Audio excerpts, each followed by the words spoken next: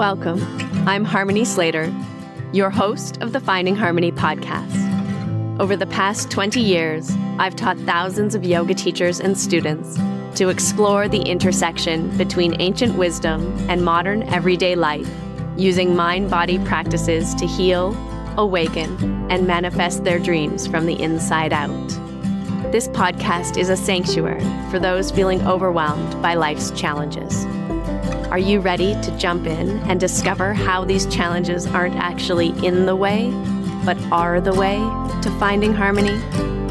Let's invite the magic back in. Hi, and welcome to the Finding Harmony podcast. This is part one of a two-part episode where we are diving deep with our good friend, Tom Norrington Davies, who is a cook, a chef, and a writer. He's also an authorized Ashtanga yoga teacher, of course. So we are talking about how cooking and yoga are related and his personal journey from his true love, which is food and being a chef, into probably another true love, which is practicing and teaching yoga. And if you know anything about Russell and I, you know that we love cooking shows and we love chefing. And so this is really a conversation that was most enjoyable for us to have.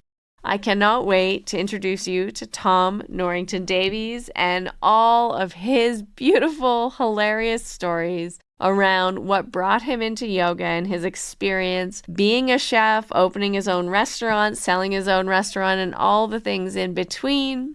We're going to jump in right now with Tom Norrington Davies. Hi, and welcome to the Finding Harmony podcast. I'm your host, Harmony, and I'm here with Russell K. Good morning, Harmony. And we're joined by Tom Norrington Davies. Hi, Tom. How are you? I'm good. How are you? I don't know. Do I say good morning or good evening? Good It's evening. Good evening for you. It's good evening for you. Are you in London? Yes. Is that where you are? South London? South London, Peckham. Peckham. Yeah. Right. Yeah, I know that train stop. I used to live in Brighton, down in the south. Even further south. Even further south. Even further south than South London. Yeah. That's and I'm trying to remember, and I think it's entirely plausible that I would have finished teaching, would have finished my practice, I would have gone home, as was my wont. I would have had my little bowl of granola, and I'd watch Animal Planet, which was broadcast, from the BBC out of Bath. And I'm trying to remember, I really would have watched a cooking show with Tom Norrington Davies. That would have been a thing I would have done in 2005. No. Yeah, it is. It is absolutely a thing I would have done. I would have sat there even in the morning with my cereal, or in the evening with my biscuit and rooibos. This is a terrible thing to admit to, but so at that point, I was mainly known as a food writer. And that show, I actually had just worked for them as a researcher, and it was going to be presented by a historian stroke architect, and it was going to have a kind of regional history bent to it. And then he had to pull out. He got involved in some great, huge project that just meant he was committed elsewhere. And the production team turned around to me and said, well, look, you wrote so much of this, do you want to present it? And I thought, jeepers. Because the real answer was no, not massively. I'm kind of weirdly shy for a show-offy chef. I'm quite happy showing off in writing, but the idea of on camera, I just thought I'm going to be like a rabbit in headlights. This is going to be awful. And then when they said it's Discovery Channel, I just thought, okay, I'm going to do it, because no one watches is ever going to see this show. And it's weird. To this day, I'll get someone will be like, I'm sitting in a hotel in Singapore and you're on the telly. So kind of randomly it pops up to haunt me everywhere. I made 6 episodes. Oh, wow. I was weirdly never asked back to do a second season. I think I got rumbled that I wasn't, in my element. Oh But it no! was fun. It was fun to do. I got, What? God, What it would were be you? a lifelong dream. Yeah, what were you explaining? What was the show like? so they rejigged it so that I would do some actual cooking rather than just go. So it was going around the country and meeting people that were doing really unusual things in the British Isles. So there, for instance, there was a tea plantation in Cornwall, a guy making ice cream out of sheep's milk in Somerset, a couple making rose water in Cambridgeshire, just things that, even though they were, so it was, the irony was that it was about British food, but a couple growing every kind of chili imaginable in Dorset, who had invented a chili that was the hottest chili on the Scoville scale. It was insanely hot. You wouldn't ever want to eat this thing, called the Dorset Naga. So although these were British ingredients, the idea was it wasn't sort of pie and mash and that kind of thing. Yeah, it wasn't traditionally British. Yeah, food. it was just to show the diversity. Later on, a much more famous guy, Rick Stein, who's a famous chef here, he made a TV show called Rick Stein's Food Heroes, which was along similar lines. So I would go around meeting all these people, and then I'd take the ingredients back to my flat, which wasn't my flat at all. It was some stooge kitchen in somewhere much nicer than Peckham. And I'd cook. And then I'd get people round, taste these dishes and things. And sometimes they'd get the suppliers to come. The guys that were the producers would also come and try the food that I'd made from their thing, and then be really polite about it. And hopefully not barf. So cool. Yeah. You were like a pioneer in the cooking show television world. I would say definitely not a pioneer. I think sort of an unwilling Participant. Yeah, a reluctant chef. Yeah. Dragged kicking and screaming onto the telly for one season only. So maybe it'll be like Fawlty Towers. I think they only made 12 episodes of Fawlty Towers. So maybe one day. Is it only 12? 12 episodes. Yeah, he did 2 series and then he was exhausted. God.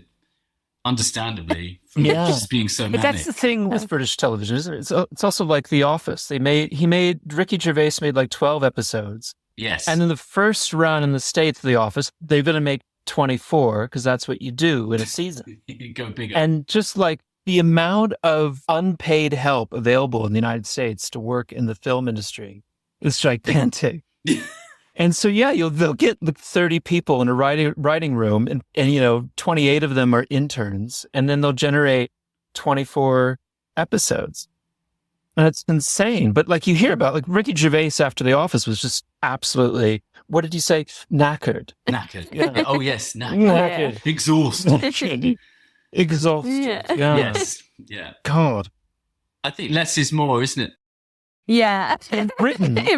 Less is more. Less is more. Yeah. In the United States, more is more. More is more in the States. Like your portion sizes, food portions. Yeah. Portion sizes in the States, more is more. Yeah. It's massive. Oh, there's so many things I want to talk to you about. Last night, we were so excited. We were in bed. We were watching Hot Ones with Gordon Ramsay, trying to prepare for the show. Wonder what Hot Ones is. That must be called something else here. What does he do in Hot Ones? It's a YouTube show. In Hot Ones, they have it's a YouTube show, though. It's a YouTube show, and they have a set of 10 chicken wings, and they go from the lowest on the Scoville scale. Well, it's not the absolute lowest. They start the at like highest. 1,600, right? In the commercial grade, sweetie. And so they'll start at like 1,600, and they'll go to like 2 million sometimes. And we were watching it, and it was like Gordon Ramsay lost his fucking mind.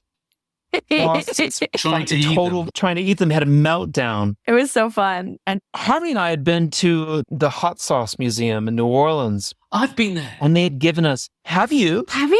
Did you try the hottest hot sauce on the planet with the little toothpick drop? Yes, I think I did. And that was like... The ice cream. 15 million. Yeah. It was insane. And do you remember what they did? They gave you an antidote. Do you remember that? No, I don't remember. Maybe they didn't give. Maybe he didn't need it. You didn't need an antidote. Yeah. Jesus Christ! They gave us horseradish. Oh wow! And you ate the horseradish, and it just completely obliterated the taste and the pain. It was like the burning, millions of little needles in your tongue. That's interesting because Who would horseradish, know that? horseradish hits you elsewhere. Like chili is also always on the tongue, Yeah. but horseradish goes up your. I mean, it kind of who needs Up your nose. Yeah, you don't need a netty thing. Just horseradish. Yeah. Oh, milk, a netty milk pot. Well, that's what I they have- said. They said horseradish is like a different type of spice, so it has like a different composition that counterbalances the spicy spice of the chili, Yes. I guess. It's like a wasabi. Wasabi is a radish. Yeah. Horseradish, isn't it? I grow horseradish. I have a horseradish in my fridge. Huh. It is the Really? ugliest. Have you ever seen it fresh? No. No, you have Do you to want get to see it out a first. fresh one? Yeah, Yes, yeah, bring it absolutely. up. It is ugly. Hang on. Let's see. Oh. Oh. It looks good like it's like God. someone left a parsnip. Yeah. Yeah. Took a parsnip and left it in the back of their fridge for 100 years. But if you, whoa, if you, it's Does Wow. it smell intense? oh yeah. Scratch and sniff. Wow. It's like a cross between ginger, garlic, turmeric, a And parsnip, And a carrot. and And a maritolade. yeah, a marital aid is what I was and a thinking. marinade. I With knew a that's what you were condom. thinking, Russell. That's why I said it. With a condom, it would be all right, honestly. I think it would be fine. That's funny. Yes, I'll tell you a quick aside. This is very much an aside, but that I got taken. So when you write about cookery, after a certain, and I didn't do this on purpose, I got this letter just arrived, and apparently I had mentioned Tabasco sauce like X amount of times. There's a point, there's a sort of number that you reach when you get this letter from the McElhennys, who make and it says, you're now an honorary member of the Tabasco Club. And by the way, would you like to come to Avery Island as a guest of the McElhennys and see how it's made and go to the museum and yada, yada, yada, yada. And they flew Wow. me. They flew me to... No. Yeah. They flew me to Houston, Texas. And then they drove me and a bunch of other people, Yeah. the latest the new members of the club. For our strange Hot Sauce Club. showed us around. Did you go around seeing it made in the big barns where they? No, we had just gone to the little Oh, the museum's in town, isn't it? It's in New Orleans. Yeah. in New Orleans, and it's the size of a Small shop. small It's really flat. wee. Yeah. Yeah. But so we went to Avery Island, which is this crazy salt plug in the middle of the bayous, and that was the weird thing. The guy McElhenney, the founder, he was a perfumier. And this island has two things. It's like it's an island like in a swamp. So it's not surrounded by ocean, but bayous and stuff. It had a salt plug and these strange peppers, which are native to Mexico, but grow quite happily in that region. And so at the Civil War, he couldn't export his perfume. So he started fermenting these chilies with the local salt in old bourbon barrels and then potting up the resulting gunk in his little perfume bottles. And that's why Tabasco comes in these teeny tiny little Right. Yeah. Yeah. Little Oh, perfume bottles. dab. dab. But Oh, hotter that's than that chili fantastic. in the museum was going around these, and they're these huge barns, and like floor to ceiling of bourbon barrels, because you can only make bourbon in a barrel once because the barrel is singed, to give it that caramelizing color. Right. And then they can use it That for Tabasco smoky after taste. that. So it's recycling these old barrels. Every now and again, one of these barrels would just go like blip as the chilies in the barrel were fermenting, and it's like a little volcanic boop off the top of the barrel. And after a few minutes, we're all still standing there going, and the guy's like, "Oh yeah, by the way, it gets in the air, and then we're like." It becomes pepper spray. Yeah. It was like being sort of, imagine pepper mist if you were sort of more gentle than Pepper mystic. Peppermint. Yeah. I'm not going to pepper spray. I'm going to pepper mist. That's you. what I meant. It was one of the most bizarre experiences. And then they took us into New Orleans, was all singing, all dancing, the Tabasco Museum, and then out for dinner. Amazing. It was amazing, actually. That's so fun. That's so fun. When I asked the agent who'd arranged this, I said, this must be insanely expensive with them. And they went, yeah, but just think of the ads that you writers, I mean, you mentioned it this amount of times. You're going to mention it forever now. Yeah, that's right. Totally. Yeah. You're like an ambassador. Bathe in Wow, you are. You're an ambassador for Yeah. Tabasco. I guess probably in the age of the influencer, they probably don't do it anymore. This is before there was Yeah. anything like Oh, influencer. yeah. That might Yeah, be you're right. like the original influencer. We're gonna we do a running gag on the show where I come up with a fake ad that we've been promoted by like Dos Equis beer, things we'll be doing Tabasco for. Yeah, Yes, of you course. have. The Nicolini family has made Tabasco sauce on Avery Island, Louisiana, for over 5 generations. Built on a salt dome, it's a mysteriously beautiful place where the red peppers grow, the factory There you hums, go. and abundant wildlife can be seen in Jungle Garden. Didn't see much wildlife. False I advertising. swam in a bayou. That's not safe. Yeah, I know. that seems- God. Okay, do you want another quick? No. This is another quick Yes. aside because I'm sure we got more serious Yes. things to talk about. So they take us out on one of those boats, and it was amazing. And then the guy said, "So look, now you're in the Tabasco Club. You've got to jump in the bayou. You got to swim round the boat." They stopped and they said, "Who's going to jump in the bayou, swim around the boat?" And they said, "Just to let you know, if you don't do it, you'll be the first person to ever say like Welsh on the. You're not going to do it." And so me and this other Brit journalist, guy called Dan, just stripped off and jumped in the bayou. At which point, everybody started screaming. And they said, "You're the first guys to ever fall for that prank." No one else ever jumped in. Only me. Yeah, you. And Dan was stupid Yeah. enough to fall for it. So they dragged us out before the alligators got us. Yeah, because you could be eaten by alligators. Yeah, that's so funny. We would go and swim after school. We'd get out, we'd drive over to the creek, as we call it, which I think is what you would refer to as a creek. Yes, agreed. We'd go to the creek and we'd strip off and we'd get on our inner tubes and jump in the water. And I do remember, have you ever heard of a nutria? No. A nutria is something in Louisiana they're trying to promote as a new food source. I think ostensibly to try and solve the problem of overpopulation of nutria. Nutria is the largest form of rat in the rat family. Ew. You've heard of it. You have heard of it. They eat So- something similar in South America, don't they? Or is that a guinea Oh. pig? Like a guinea pig? It's like, but that's, we can look that up as well. Yeah. But I'm just like swimming and I just remember like a small, like a muskrat? it's like a muskrat, but much bigger. And it was like a toddler had decided to take a swim. And I was like, oh, there's a toddler over there.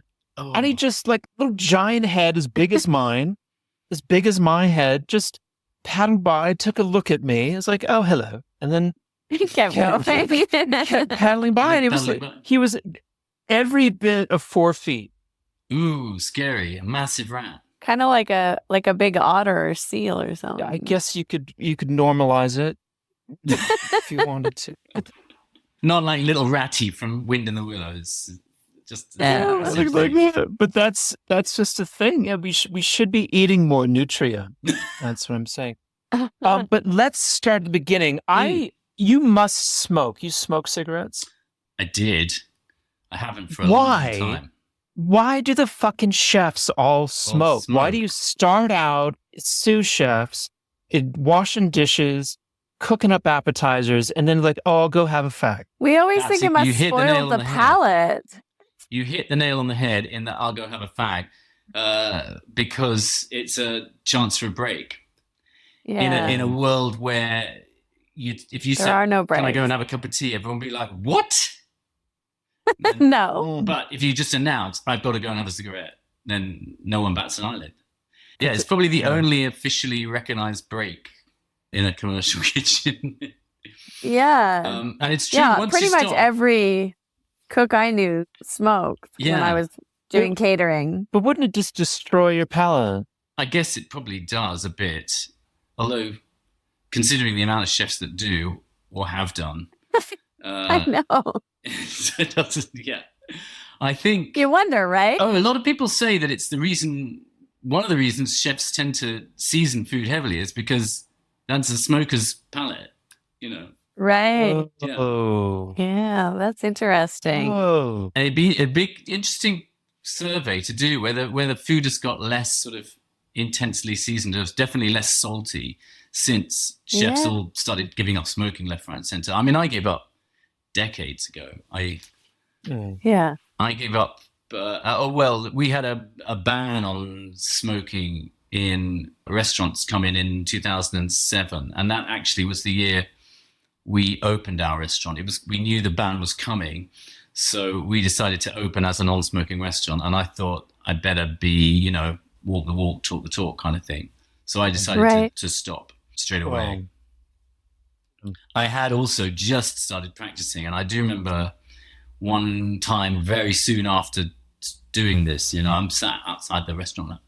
I just did this beautiful breathing thing for like 2 hours. What? How's this? This has got to go, Right. Yeah, that was one thing for me because I was smoking when I first started practicing yoga. And because you're a ballerina and they all smoke. Yeah, I was an ex-ballerina. Yes, but I still probably kept the only other profession that could probably outdo chefs is ballet. It's true, right? Yeah. And models. And and models. But that was a big thing. Like the yoga practice, I think really shifted that for me. Is, I don't know, you just get so much awareness of what you're doing to your body and the feeling of it and the taste. Like you really, I don't know, your consciousness really like increases. And then you're like, oh, what am I doing? Like, why would I spend all this time trying to detox and cleanse and breathe deeply and then just like throw toxins into my body again? Yeah. No, it did seem a bit daft. So I thought, come on, it's over. Yeah. Game's up.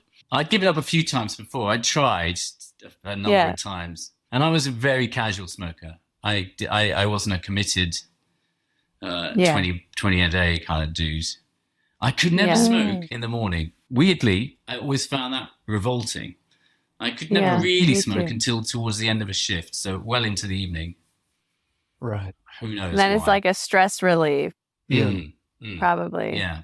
Also, it's a stimulant, right? So maybe in the morning you just didn't feel like you needed that kind of stimulation to your nervous system, whereas at night you're kind of dragging. You're like, oh, I could really use a little hit right now. Yeah.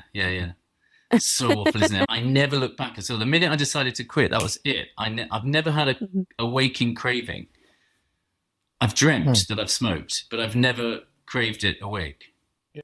That's so cool. Interesting. I want to go back there to where you were when you started smoking, rather than when you finished. Smoking. And we'll build up to when you finished smoking. Started behind the bike sheds in school, classic 16-year-old. Totally. When I was in high school, I had read On the Road by Jack Kerouac. Mm-hmm.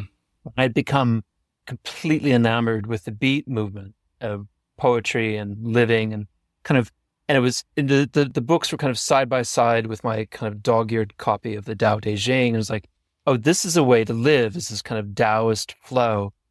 I'm going to go work in a restaurant washing dishes and nothing could have been more kind of real and substantive and anti-bourgeois and anti-suburban as that. And that's, of course, that was my life, a little suburban white boy. So going into the kitchen in New Orleans and working, scrubbing dishes was just awesome to me. Like this was real life. My fingers were actually bleeding. I was doing real work for money and food, which I preferred the food at that point. Mm-hmm. And I think something that happened that really became a real fork in the road for me and sometimes I deeply regret, is that I started to get into fights with the chef because she wanted me to cook. She wanted me to step up from washing dishes to doing apps and really helping out. And I get so fucking pissed. It's like, no, I'm washing dishes. You want the fucking dishes done? I'm washing the fucking dishes. I don't want to do apps. I don't want to become a fucking chef. I'm here to fucking work with my hands, asshole. And now, of course, I guess 30 years later, God, I'd love to be a fucking chef.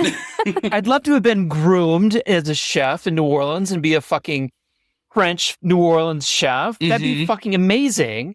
And I was like, that was it. That was my entree. And you 15 years old, 16 years, and I missed it. You could be knocking out oysters, Rockefeller. Oh, fucking shucking fucking oysters, mate. I'd be fucking happy as a clam. But you didn't. You were supposed to be a thespian. Yep. And you're probably working with the Royal Shakespeare Company or something like that. But no, it's just a university. You went in the opposite direction. So I wasn't a fully formed thespian. I was on the way. And yeah, you touched on it actually. One of the reasons I had ulterior motives for getting sort of holiday and weekend jobs in restaurants or hotels or basically wherever there was a job. And part of that was getting fed. Because when you're a student, you got no money, and I could never make my grant go quite far enough. I'm old enough to remember when the UK government would actually give you money to go to university rather than charge you through the nose for it like they do now, and keep you in debt for the rest of your life. It's the American way. It's the American dream. Yes. Which is why people like me could go and do completely pointless degrees like drama. Which led to a long and fruitful career in hospitality, And I should say that it wasn't like these environments were unfamiliar to me because I'd come from a family. My paternal grandmother was a minister's wife. My grandfather was a Methodist minister.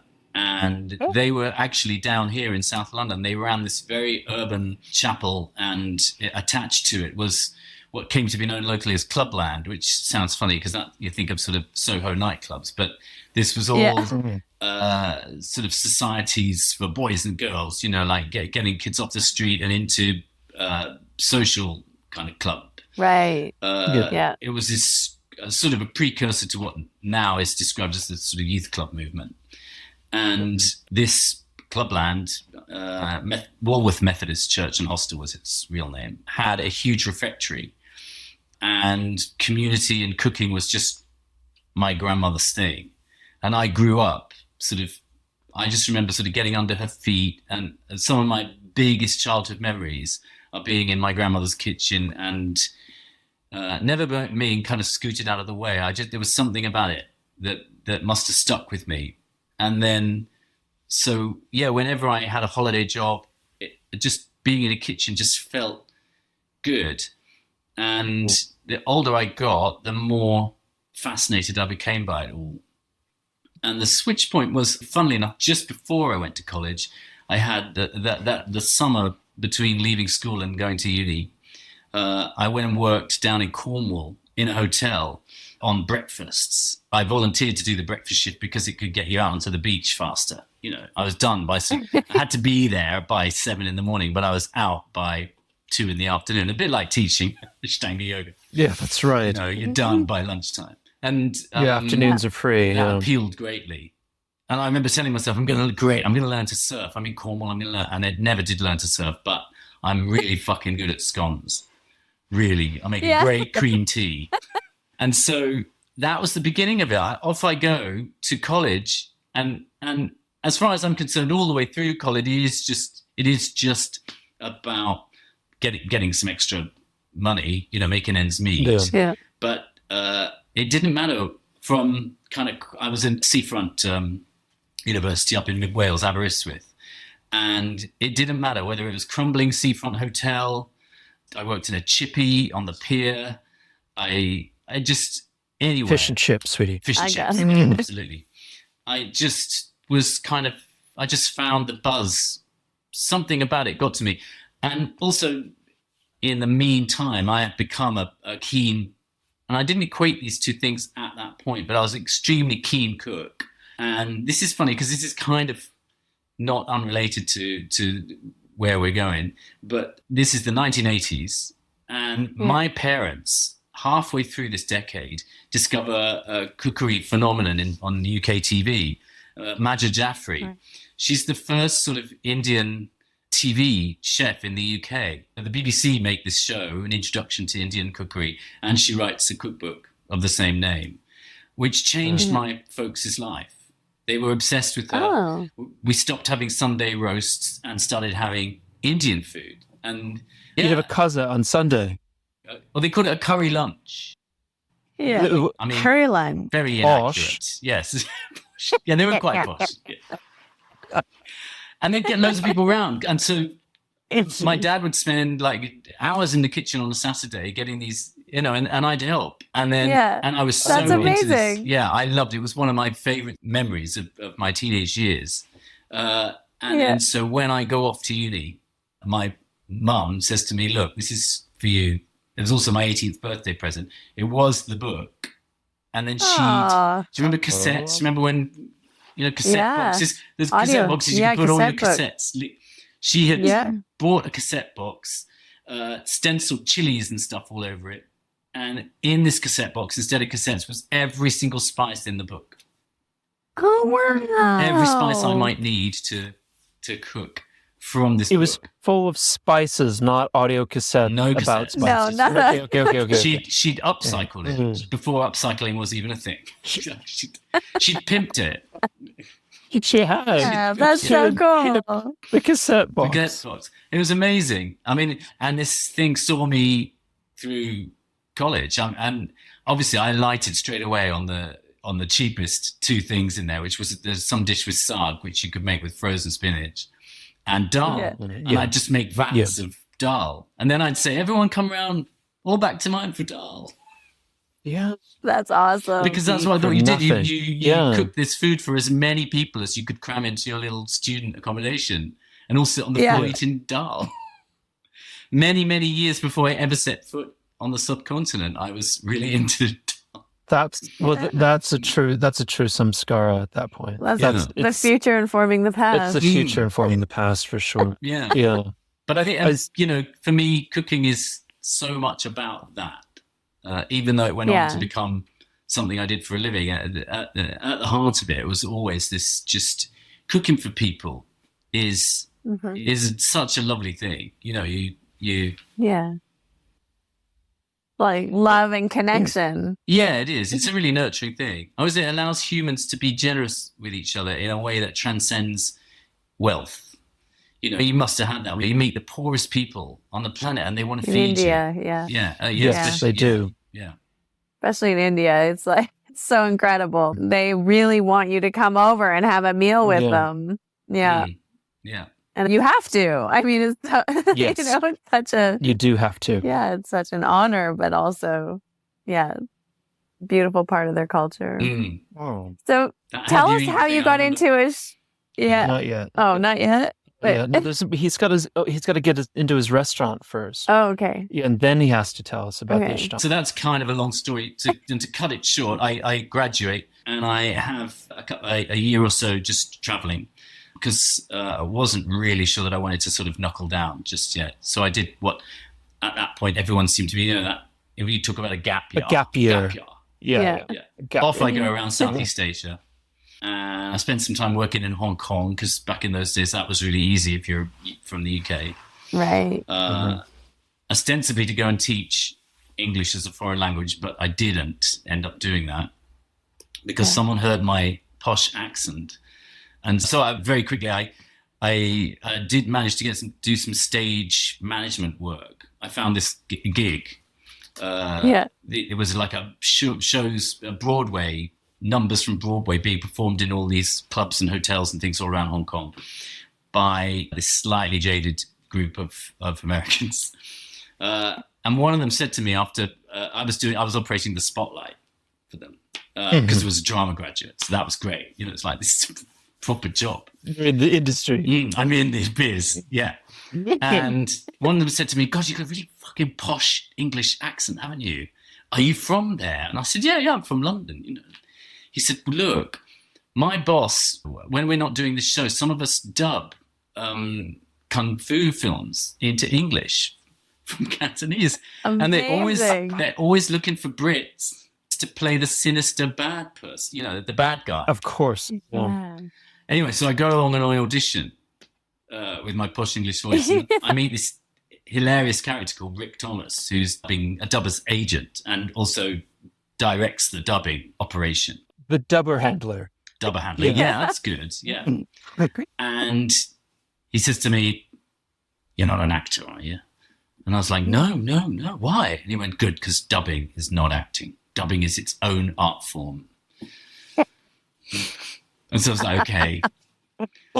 And then went on to be, well, I mean, the guy was such a huge lovey. It was fantastic. And we were dubbing so many films. And every time, I just had to be the sort of beard-stroking baddie, you know. I did it for about a year before... Then went off and did what I'd originally planned to do, which was, you know, hang out in Bali and Thailand and yada, yada, yada. And then went back to London. Stop?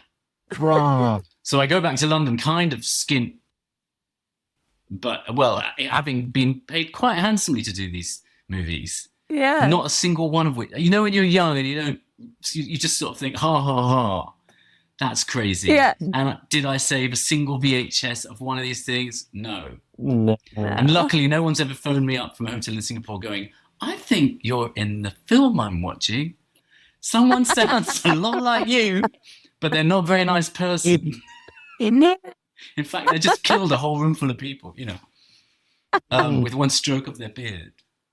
Yeah.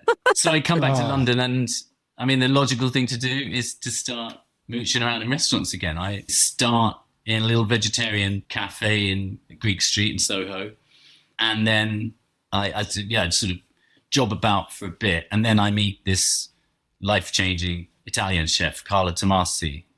Can you tell us about what that was like for you? And the first thing was, I remember the Christmas after I just started working in this place, I went home and my mum sort of says to me, you know, so where are you working now? You know, slightly, you know, to me, she sounds a little weary. I'm detecting weariness. It's like, and I said, oh, this is an amazing restaurant called The Peasant. It's fantastic. It's all seasonal Italian, very rustic, cucina povera kind of thing. But I am still looking for a proper job. And she's like, oh, really? I've started telling all my friends you're a chef. And I said, you're not annoyed by that? You know, you don't mind? You don't think I just wasted 3 years? She was like, no, it's fantastic. I think it's amazing. I think you should you should follow your heart. You're a chef. Why have I noticed first? That's so cool. Okay, she's not angry with me. Yeah. I don't know why I thought she would be. I thought my folks might be a bit disappointed that I'd sort of turned my back on my glorious academic career to, you know, dub Hong Kong movies and then cook. Your glorious career as a dub voice actor. Well, it's not too different, is it? Because it's, in any of the arts, whether you're a painter or a chef, you're a manual laborer. Yes, and very much. You're still a worker. And so you're not going into finance, you're in the arts. And so one isn't actually different from the other. It's true. You're a bunch of ne'er-do-wells. Yeah. You're a punk. It is a bit punk. And actually, when I had my first few years in restaurants, I did notice, I mean, you're with the baddest kids from school, the kids who fell foul of education system. Something that Jamie Oliver talked like really openly about, you know, when he first came to prominence. He'd had a terrible time in school. He was heavily dyslexic. No one kind of knew what to do with him. And then, and he turned that around when he created this academy for training young chefs and giving people a chance, you know, literally going out and saying, you don't have to be this academic person. I'd sort of I'd gone the other way in a way. And I used to feel a little bit shy about my sort of academic side. But funnily enough, as the 80s turned into the 90s, that movement became quite a thing. We had a terrible recession going on here in the UK. And then suddenly you had this sort of doing it for the passion chefs. I think Carla was probably one of those. I mean, although she came from Italy, this was a kind of kitchen. I literally stumbled in by accident. And there is this kitchen, the likes of which I'd never seen before, where everything is justified by being in season. It's all about provenance. It's all about buying, like really good stuff, and then this let it taste of itself sort of thing. That's actually not the words that we used. I think it was buy the best stuff and then don't fuck with it. Right. That's said in the kitchen. And that's so interesting because I feel like most of the time I'm trying to fix food. Like I've got shit and like, how can I fix this? But that's such a completely different vantage point. It's like, well, don't get yourself in a position where you have shit. get the best food you can. Yeah. And I had no understanding of Mediterranean sort of food. And to show how unversed I was, and this is back when the early 90s, pasta in the UK still meant spaghetti bolognese or lasagna, probably, or macaroni cheese. Lord help us. Mm-hmm. And I go into this restaurant on my very first day, and I'm the most junior of the junior. I'm the skivvy, commis chef. Mm-hmm. I've been given this huge pile of peppers that have been charred on the, over the flame to get the skins, to rub the skins off and then make peperonata. And I remember thinking, oh, geez, I'm so much the rookie that some chef has basically screwed these peppers. He's burnt the shit out of them. And I'm got to spend my first morning trying to cover up it's like to make the best of it. So I'm thinking, great. After a while, Carla comes over and she goes, when are you going to ask me what you're doing? Do you want to know what you're making? And I was like, oh, what? Sure. I remember, I remember this, she was kind of scary. Yeah. She was quite austere looking. She'll kill me if she's listening to this. We're friends now, still to this day. I love her. But yeah, I was a little frightened of her. She was this very imposing Roman chef. Yeah. And she was really, as you should be. She was really uppity about being Roman as well. If you said, are you from Italy? She'd say, no, I'm a Roman. and mean it. So then I discovered this amazing thing of grilling the peppers till the skins fall off. And, she gets me making this and that. And it was just, It was like being in kind of cooking Hogwarts. Yeah. I knew nothing. And so there was this just fantastic journey. And I haven't changed it, I would say that just stayed with me, that those abiding principles of sort of simple treatment of things at the top of their game just doesn't, to me, it never gets old. And so I kind of, it informs how I cook now. When you made your own restaurant, which seems like an insane idea, to get the capital together and put yourself in £500,000 in debt, what a great idea. Did you also go Italian? Is that what you did? Or did you do something else? I think by this time, a good, more than a decade's passed, and I already had my writing career behind me. I'd come to some sort of prominence as a food writer, and luckily not prominence as a reluctant TV showmaker. And the site that we got offered was actually a really quirky little corner of the West End. It was just sandwiched between Holborn and Covent Garden, so we were just on the edge of Theatreland, and on this quirky street that was pretty much like what you'd call, we don't have a sort of fair rent thing in the UK, but it was kind of fair rented. Okay. And because when the estate agent had said to us, are you interested in a place in Covent Garden? We'd laugh, come on. I'd spent my cooking career so far working in much less salubrious parts of town. But salubrious, wonderful word. And he said that was when he said no, the landlords have got this great reputation for keeping rents down. They like really interesting one-off little businesses. That's what populates this street. So we end up in number 32 Great Queen Street. And I mean, working title in my head was sort of British Bistro, but actually a bit like the thing I'd mentioned with the TV show, the Britishness was about the ingredients and not about that sort of jingoistic Yorkshire pudding. Exactly, not anachronistic, but just buying good stuff. Yeah. One food critic did rumble me because he said, "This is don't be fooled by all the sort of Anglo-Saxon terminology. This is an Italian restaurant in disguise."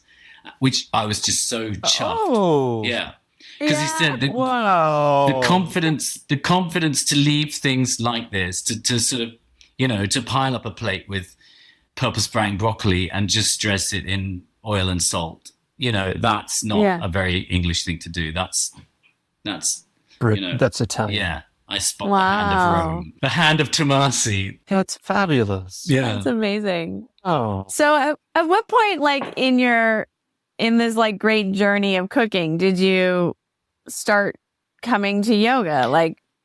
When did that all integrate into your life? As we began to get ready to open the restaurant, Two things very quickly. Having spent my years in places like the Eagle, which was, what became known as the gastropub movement. The idea is that you go into somewhere kind of shonky, just give it just enough of a lick of paint to make it look, not so shonky that no one wants to eat there. But to say that Grey Queen Street looked pretty rustic is to understate it slightly. It was all the right. It was shonky in all the right ways. And I remember the builder who came to help us said, there isn't a single straight line in this business. Like he said, the whole restaurant is kind of drunk. It slowly slopes one way, but it's like old buildings in Covent Garden, a nice medieval bit of London. And so, I mean, we literally gave it a lick of paint and opened it. Spookily enough, we opened it 32. It's number 32. We opened it 32 days after we got the keys. Amazing. Which was great. It was absolutely exciting. But I had begun to notice that I was nervous as hell. And my anxiety was really getting the better of me. I knew that a lot was riding on this. I had only been a jobbing chef up till that point, and now suddenly I'm going to be a restaurateur. And when you just I had this sense that I just wasn't in the best place. And if I'm really honest, I also knew that this wasn't something new. I realized that I had to deal with something that actually bugged me since quite a young age, and that was just I have sort of elevated levels of anxiety. Panic attacks were fair. I was very familiar with panic attacks by the time I ended my teens, and like stupid boys can do, I had learned to hide these things in plain sight. I could have a full-on panic attack sitting in an exam table in school and not tell the teacher that my throat felt like it was closing out. If I just sit very still, do the exam with a stiff upper lip, kind of, yeah. And I just thought, you've got to start dealing with this because people are going to be depending on you. You're going to have people working for you, not just with you. Sort your shit out.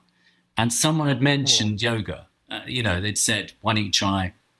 A confidant had mentioned it to me, and I remember thinking, oh, come on, no, 1,000 times no. I had this image of people that did yoga, and they were not the same people that cooked in kitchens and and smoked ciggies out the back. But they kind of are. Of course at that they point are. In the 90s, they're a punk artist out there hand making their life and using the material of the body to make art with it, and there was something passionate about it in that decade. Yes, yeah. If not at all now. Yeah.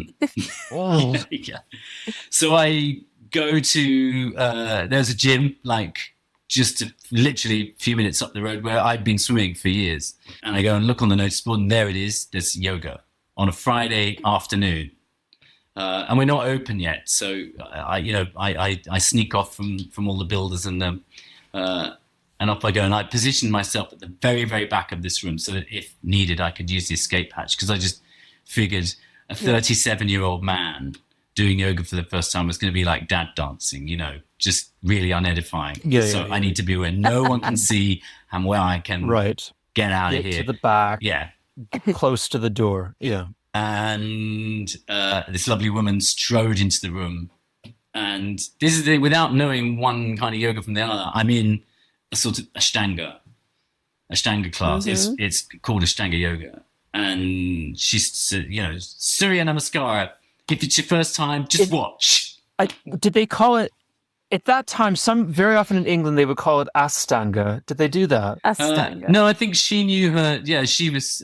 She knew the word. And I think probably it being at a gym, I think it was probably spelled with the H. Okay, I'm pretty sure. Yeah. Otherwise, I would have probably called it Ashtanga, yeah. Many of my students called it Ashtanga because they would take out the H, put the S with a dot on it, I know. thinking that's the right way to spell it. And then every one of your students is saying Ashtanga. The Ashtanga is quite nice. The ass stinky yoga. This gym probably had it spelled with the H, and then in brackets, yes, the Madonna one. Yes, the Madonna one. That's what they were calling it back then. Oh, is that the Madonna one? Yeah, at our gyms, it was always power yoga. Power yoga, They never would call anything in Sanskrit. It was always Power yoga. power yoga. And did you just watch? Did you do that? She said, watch one sun salute, and I watched it. Oh, right. And then I had a weird flashback, actually. This is a little aside, but in those early travels, at one point I had found myself in Goa, and I stayed in this really beautiful beach right down in the south of Goa, almost Karnataka, actually. I think if you sort of walked half an hour south, you were in Karnataka. And there was hardly any way to stay on it. Oh, and now I think it's really popular. It's like Palalem Beach is like a huge deal. Back then, nothing. Two things happened that trip. One, a dog gave birth to a beautiful litter of puppies on my little A-frame hut doorstep. And two, there was this lovely couple of what I would have called old hippies back then staying next to me. I would have called them old, but they were probably younger than all 45-ish. Yeah. And every morning I would get up early and swim, and the woman of this couple would get out onto her little veranda thing and rock out. Well, I thought it must be dance or something, but I just found it very hypnotic and just beautiful. Anyway, and this being a place where there's hardly anyone else around, we inevitably end up having something to eat together one night. And so I say to her, Wendy, what is that thing that you do in the mornings? It's so beautiful. She's like, oh, my sun salutes. Do you want to try them? Do you want to try them? Come and join me tomorrow morning. So she shows me these things.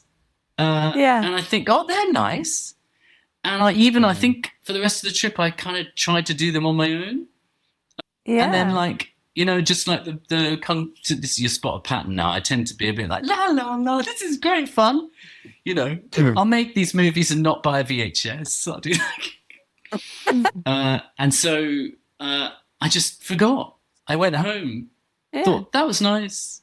I don't think I ever heard her say yoga. I just didn't equate these beautiful sun salute things with yoga. And then suddenly, 2007, I'm standing at the back of this room and I'm like, I know these. I know this. Right. Yeah. This is yoga. That's amazing. Maybe it had been stalking me. Maybe it's like you can run, but you can't hide. I've come for you. First the Indian food, then the sun salutations. You were marked by the devil. So I started doing them, and I loved this class. It was mostly the standing stuff, from and it was the sequence. And she was using I didn't realize they were numbers at the time, but she was doing a lot of Ekam, Dwe, Tri. And fast forward, I'm going to this for a few weeks, and then suddenly the restaurant's opening. And this class is with this lovely teacher, Alex, is literally at like 5:00 on a Friday. And Friday dinner, I know where I'm going to be for the next. Yeah. I'm going to, Friday dinner prison. So I said to her, "Oh, I love this, and I'm a cook, and I'm about to be in a restaurant, and I'll probably never be able to come here." And she said, "Well, that's okay." She said, "This is kind of like a sort of sneak preview of something that isn't taught this way." She's like, "I'm going to give you this guy's number. Give him a call. Go there." And it's Hamish Shendry's. Really? Yeah. That's amazing. She was Hamish's student, obviously, teaching at the gym. She wasn't, funnily enough. Her teacher had been John Scott. Oh, well, yeah, that all makes sense. Yeah, that's so cool. It was so, When we had Hamish on the show, I was trying to remember, they went to Crete to teach or to study with Derek Island, yeah. Was Hamish the carpenter and John was the chef, or vice versa? No, I think Hamish went there to cook, and John was the Hamish carpenter. was a cook. Yeah. All right. Did you have a connection like that with him as a? He mentioned that to me when I rock up there. I went in those days. You had to. So I rang, and he said, "I'm very strict about people have to come and observe first. Just come and have a look. See if this is for you." I mean, obviously, I love the idea that there's no. I mean, AYL Ashtanga Yoga London he opens at 5 a.m. and it closes at 11:30. there's going to be a time when I can skedaddle up there from the restaurant. I worked out it was 10 minutes on my bike from the restaurant on my bicycle. And also there still are evening sessions. Those were run by Roberta Gianotti. I remember Roberta. And so I looked in through the door, and that was a very strange moment, because what I felt was almost panic. I just remember being overwhelmed by the sight of it all. It's intense. Yeah, I got this really strange, quite visceral reaction to it, and I thought I was going to cry. So I was like, thanks, that's great. And I kind of bundled off back to work. And it actually took me about 3 weeks to pluck up the courage to go back. Yeah, it's funny. It's overwhelming. I mean, it feels like a lot. It was the sound of the breathing. Yeah. Maybe some sense of like how, like, I don't know if I can do this, right? Like also something a bit even weirder than that. If this is going to sound silly, but it was almost like, if you really fancy someone. No, I'm not talking about Hamish. He's a handsome chap, but it's like I can't just kiss it. I can't just have a one night stand with this thing. If I come back in this door, it's going to be serious. I had this sense. Yeah. That's what I'm putting it down to these days. Maybe that's loading amazing. Too much onto it, but I just knew it was a big deal. And then luckily for me, I did go back in. So this is a question I have. Like, I know when you're a chef, and especially when you own a restaurant, you're working very, very late nights. A lot of the time. How did you fit in your practice? What would you do? Would you just go straight from work to practice, or would you go home and take a nap? I'd look for a hole in the rota, and I would go. I do remember Hamish being slightly bemused. He sort of said, "You've chosen quite an interesting form of R&R, considering what you're doing." But he didn't. Right. He didn't say it was crazy. Yeah. He seemed. Yeah. It's one thing I've always loved about Hamish. He's very interested in what you do. He right from the get-go, he always says, so what's work? And now I'm really familiar with, I hear him saying it to people who are new and stuff. I should say that obviously one of the reasons, in the beginning, I'm a real newbie too. I'm literally doing the standing sequence. And he was quite kind of hands-on with my standing poses. He used to say, if you're a chef, and I must have told him, my knees hurt, my back hurts. I'm worried because I'm heading towards 40, and I don't want to, and so he's like, you just got to learn to stand up properly. You got to learn to lift those arches of those feet and use your, it's like navel in, squeeze your butt, all that kind of thing. And then it begins. Hula banda all day long. But the weird thing is, it starts to work. That's what I mean. At first, I must have been a bit stop-start. I would do it at home if I couldn't get. So if I had a late start, I'd get in there and then I'd see Hamish. If I was on an early, I could get there and see Ro. And they were very sweet. Normally, they used to say it's better if you can be either a morning or an evening student, so that you always see the same teachers. But they were. That's right. They both said to me, "Just okay, we get it. Come when you can. You come whenever." Yeah. But it's funny. I remember being taken by this. When Hamish had said that to me for the first time, he'd said, "Now look, I'm going to be checking with Roberta that if I don't see you, she sees you. If you want this to work, you've got to, you've got to come." Yeah. And I was like, yeah. I'll be here. I remember thinking, God, that's kind of strict. That's quite strict, but I don't mind that. Maybe, all this is in kitchens, I didn't mind the stricty bit. Yeah. And then it starts to work. I mean, so in the early days, I can remember just a busy, really, really busy shift is building up. And I would feel the anxiety thing, the throat starting to tighten. And the worst thing about this was I could do it, but I couldn't talk. And so then people would think, oh, he's being grumpy. And I'd be like, I'd know that I wasn't angry with anybody. I just was like, don't ask me to talk for a bit. I can just about get the orders out, but just I'm actually just shitting myself, But communication is really key, isn't it? Like calling out what's needed, what needs to happen. Yeah, and that's why I knew I needed to sort it out. Are you expediting, or were you cooking? Cooking. Cook both, yeah. You were cooking. Running All right. shifts All right. and... both. Yeah. Running the shifts from the Shit. grill. It was a small place, small crew. Yeah. Only 3 or 4 of us on a shift. Short Okay. menu, and yeah, I can really remember. I think I'd been going to the Shala about 3 months, and one night it was just monster busy. Because by then the critics are coming in, and we are, and they like it, and so we're getting heavily booked Good up. reviews. Yeah, Yeah. that's great. I can feel it coming. It's like that kind of like, oh, and then I just remember this voice going, "Just breathe, do what you do up there in the Charlotte. Just do that breath." So I start like, okay, and it's like, okay, right. Yeah. Inhale, move that pan there. Exhale, change that tab there. Inhale, check that he's okay. Exhale, check she's okay. And like this, you can normally, when there'd be a storm brewing, I can hear a pin drop in my head, and I'm not freaking out. I can really remember that point, and I'm like, okay, this is that weird yoga stuff. It's doing something. It's doing something. And then I just take it and run with it. And then I'm there, I'm going every day. That's incredible. That's so cool. It doesn't matter how tired I am, I'll go there. And then the other thing was, it came to have a big influence on how I sort of felt about food and the practice later on.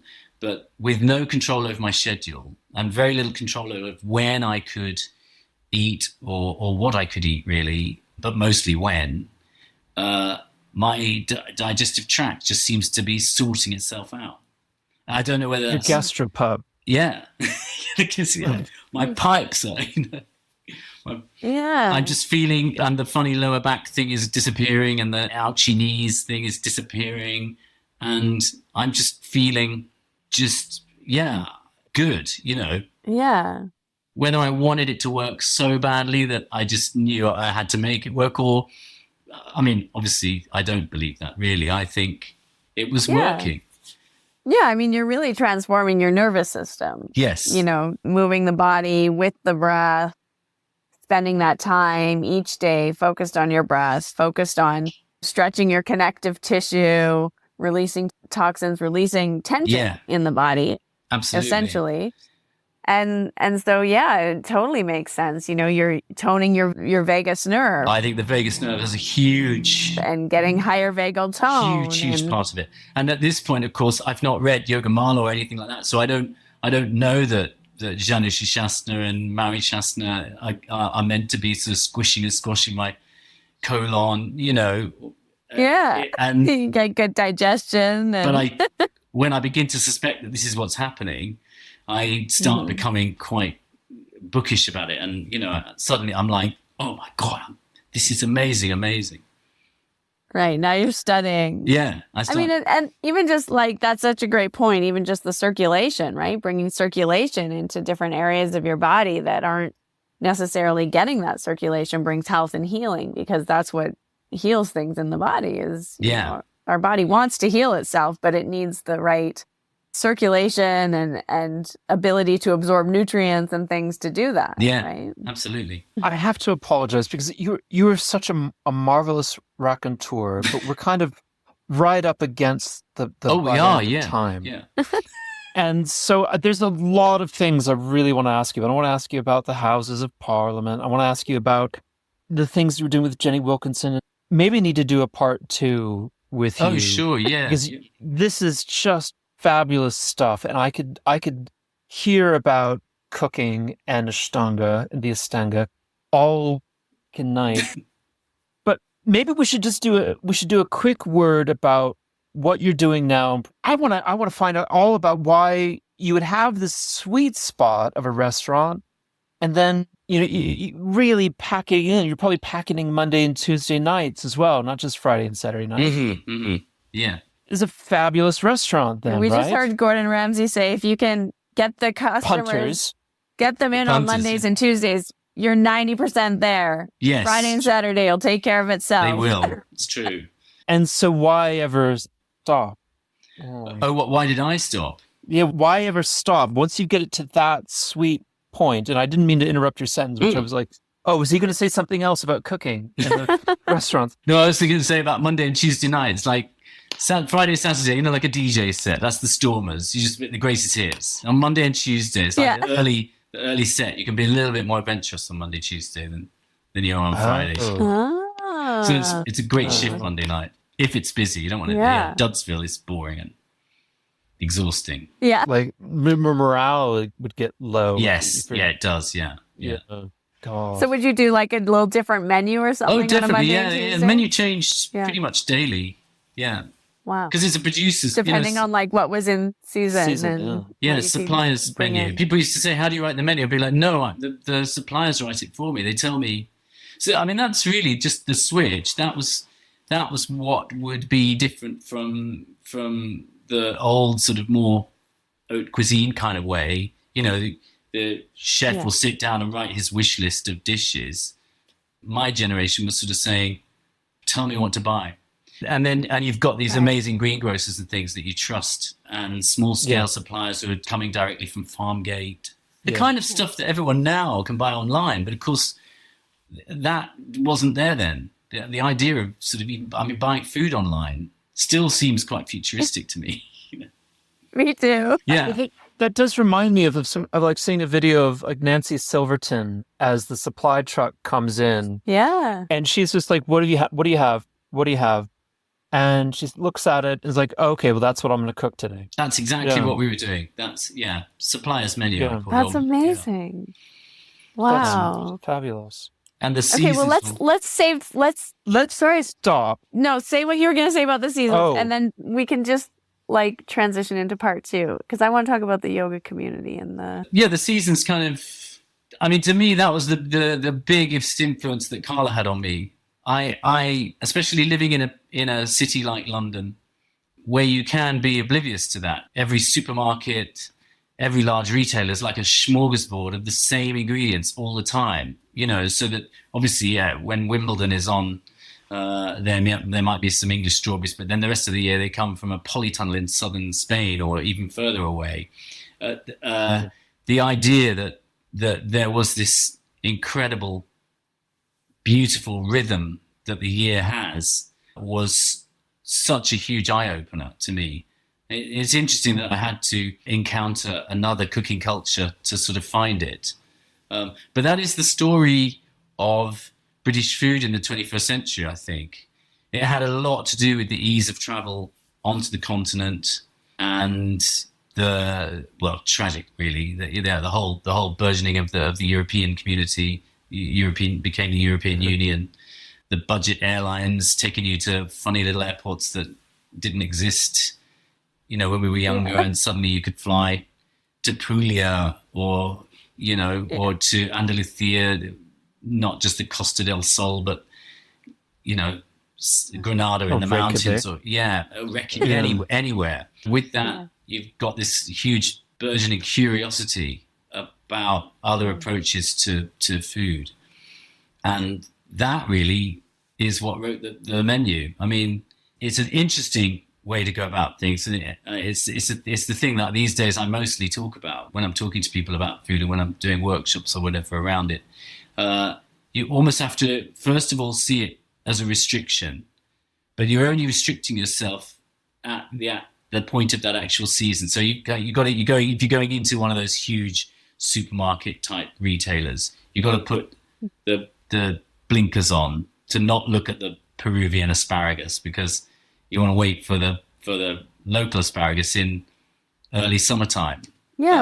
What's the benefit of that? Like, what's the benefit of eating close to home versus having the bananas all year long?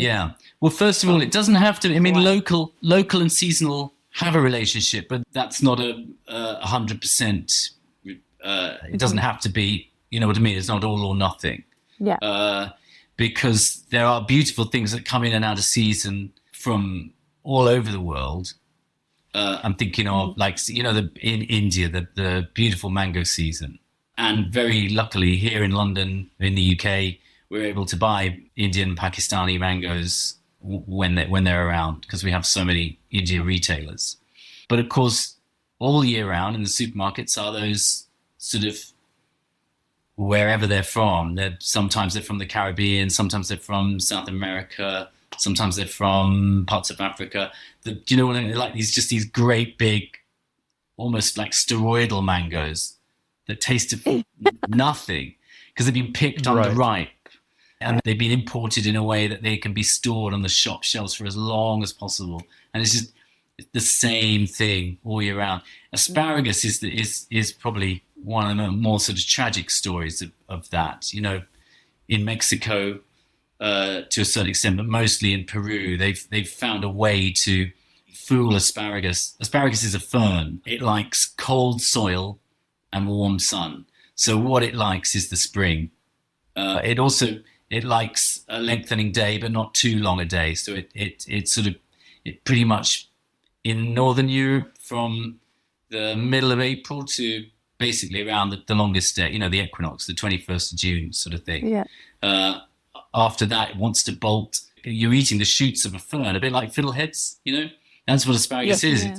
And if you let it bolt, it sends up this beautiful spray of leaves. They look almost like frondy, like fennel or something. And then in autumn, these beautiful red berries. You've got to let it do that because it's a perennial. You need to let it bolt and then die back. Otherwise, it's not going to do its thing next year. And you've got quite a short window when it's good to eat because after it's bolted, you don't want to go there. In Peru, they found this way of fooling the asparagus into just keeping going. And you do it by doing drought and then excess water, excess water. It's to do with, it's done via water supply, cut the water supply, plenty water, which of course in turn is having a disastrous effect on the water table. And these polytunnel after polytunnel of asparagus is leaving Peru and no one locally eats it because it's just not part of the local culture. And the sole reason for that sort of sorry state of affairs is so that big retailers, maybe Walmart in the States or Tesco, Sainsbury's here or whoever, can say, there you go, there's your asparagus all year round. Because, you know, you've got to be able to eat that all the time. And the trouble is, of course, if you say you're not the world's most confident shopper or cooker, and you go into the shop and you're being sold this incredible choice, but you just keep eating the same things all the time. And then the health, you know, food health sort of police are telling you, eat a varied diet. And you're like, I'm trying. I'm eating 5 vegetables a day. You know, it's a trap. It's a trap, and it's all being caused mainly by people who are just trying to make a load of bucks out of everybody. It's not being done for benefit. It's being done to line pockets and create this illusion of choice. Whereas if each month of the year you're saying, okay, I know this is good now. I know it's in season. And yes, it could be locally grown, but it could just as easily be a treat from far away. Those mangoes, I'm going to just go mango mad in May, June, July, and then they're gone. You know, and then of course your diet is naturally varying across the year, but it takes it takes a shift in perception. Does that make sense? Which sadly, I don't know. Here, the culture here is still not about giving people the confidence to make choices in the shops and then to be able to cook for themselves. You know, there's this terrible over-reliance on ultra-processed sort of convenience food, again, being produced mainly to make huge companies very, very wealthy. Yeah. Gosh, that was fantastic. We're probably going to stop there for the end of part 1. But I have to say, if you just pushed the accents a titch, you would really very much resemble Stuart Lee in your stand-up. You're right there. If you just push it a bit, you're so close. Well, I can't wait to jump back into this because now we're talking about food politics, which I'd love to talk about. But we also have to talk about Ashtanga yoga and the Houses of Parliament. Yes. Similarity to the chefing world and the cooking culture. And the main so thing many is good that, just so we stay on topic, what I noticed, that same thing about, sadly, I see wellness kind of tropes are playing a lot of the same nonsense on people as the commercial kind of growing stuff, like all this idea of eating for health, and a lot of it sadly is processed and gimmicky nonsense and, rubbish. Let's pick that up next time. Hey, thanks for listening to this episode of the Finding Harmony podcast. I want to remind you of an incredible class that's open to you by donation. When you make a donation to Yoga Gives Back through my personal fundraising page, you will be invited to join my spiritual wellness workshop happening on June 16th. The recording will also be available. By participating, you're not only investing in your own spiritual growth, but you're also supporting an incredible charity, an incredible non-for-profit that I love and I truly believe in, Yoga Gives Back. It is dedicated to empowering women and supporting children in India through higher education and through microloans. And your donation isn't just a gesture, it is actually a lifeline for those in need. So mark your calendars, June 16th. Join me, find the link in my show notes, and come into a meaningful journey of yoga. Make your practice, your investment in yourself, fuel positive change around the world. Together, we can truly cultivate wellness, not only for ourselves, but for our whole world, especially for the women and the children, the young girls in India who need our support, who are being empowered by this money through education and microloans. Your donation is making a huge difference. I've seen it for myself and been so inspired to support and continue my support of this incredible non-for-profit organization. So reserve your spot now. Be a part of something bigger. And I just want to thank you for your generosity in advance. Come join Yoga Gives Back and join me in June supporting women, young girls, higher education, and women building businesses in India, which is incredible. I hope to see you there. That's it. We've concluded another episode of the Finding Harmony podcast. I just want to thank you so much for doing the work that changes the world, starting with yourself. It truly does make a huge difference. Please make sure you have your automatic downloads turned on wherever you listen so you don't miss any of the upcoming episodes. I have so much more magic I can't wait to share with you. Lastly, if you're on Instagram, I love connecting and hearing from you. So come on over and say hello at Finding Harmony Podcast. And you can also come say hello to me personally at Harmony Slater Official. Thank you again for being here. I cannot wait to share more with you in our next episode.